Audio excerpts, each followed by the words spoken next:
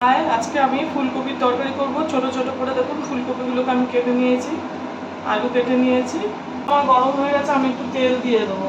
দেখুন পাঁচফোড়ন নিয়েছি, পাঁচফোড়ন দিয়ে দেবো।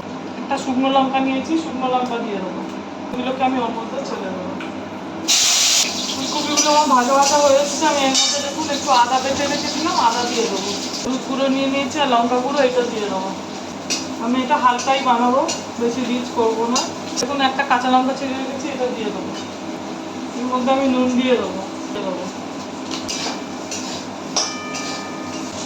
জল দিয়ে দেবো।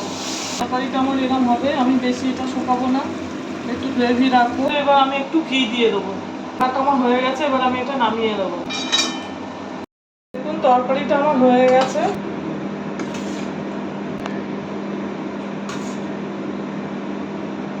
দেখুন প্লেটটা আমি এইভাবে সাজিয়ে নিয়েছি। ষষ্ঠী বা অষ্টমীর দিন এইভাবে বানিয়ে করে খেতে পারেন। যারা হালকা পছন্দ করেন তারা এইভাবে বাড়িতে বানিয়ে করে খাবেন, ভালো লাগবে। আর আমার চ্যানেলটা লাইক, সাবস্ক্রাইব আর শেয়ার করে দেবেন।